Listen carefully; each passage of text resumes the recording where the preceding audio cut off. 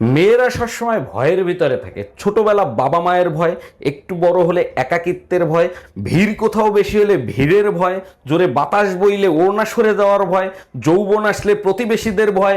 মেয়েদের ভয়ের অবসান তখন ঘটে যখন জীবন সঙ্গিনী পায়, বেচারা স্বামীর উপরে সমস্ত ভয়ের বজ্রপাত ঘটায়। এখন তোমার কি হবে সোনা? কে বাঁচাবে তোমাকে আমার হাত থেকে?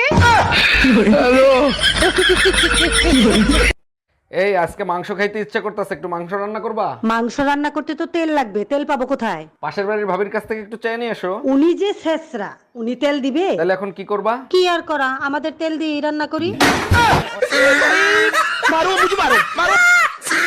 কিছুদিনের ভিতর আমের সিজন আসতেছে, মেয়েরা আমগুলোরে এমন ভাবে চুষে খাবে যে আমও লজ্জায় বলবে। এই ছাড়ো না, কি করছো? কেউ দেখে ফেললে মান ইজ্জত কিচ্ছু থাকবে না।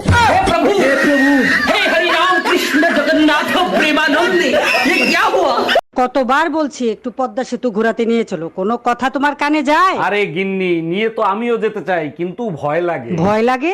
কিসের ভয়? দজ্জাল মাতারিরা পদ্মা সেতুতে উঠলে টুস করে ফেলে দেয়। কি বললা? আমি দরজাল? কি ব্যাপার, আজকে তো সকাল সকাল উঠছো, মর্নিং ওয়ার্কে যাবা নাকি? আরে বোকা, ঘুম থেকে উঠে আগে মেশিন ছাড়তে হয়, তাই মেশিন ছাড়তে যাচ্ছি। তাইলে এক কাজ করো, মেশিন ছাইরে আমার জন্য তাজা এক গ্লাস পানি নিয়ে আইসো। গেলাসে ধরবে না, জগে নিয়ে আসি, প্রস্রাব করতে যাচ্ছি। আচ্ছা ভাই বল তো, সংসার কাকে বলে?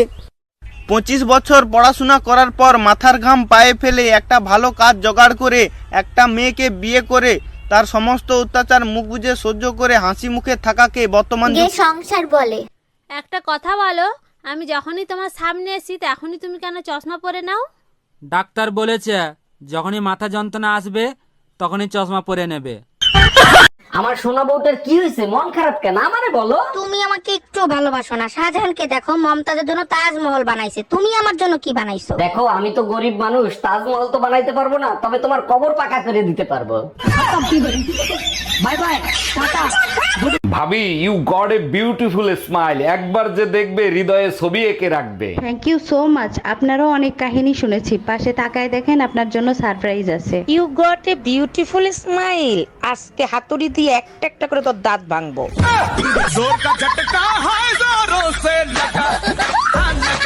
এই কই গেছিলা তুমি? টুম্পা ভাবির কাছ থেকে 1 কাপ চিনি আনতে গেছিলাম। বাসায় বয়ম ভরা চিনি থাকে, তুমি পাশের বাসার ভাবির কাছ থেকে চিনি আনতে গেছো কেন? আমাদের ঘরের চিনি মিষ্টি কম, তাই ভাবির কাছে গেছিলাম। আজকে এমন পিটান পিটাবো, ঘরের লবণ তোমার কাছে চিনির মতো লাগবে।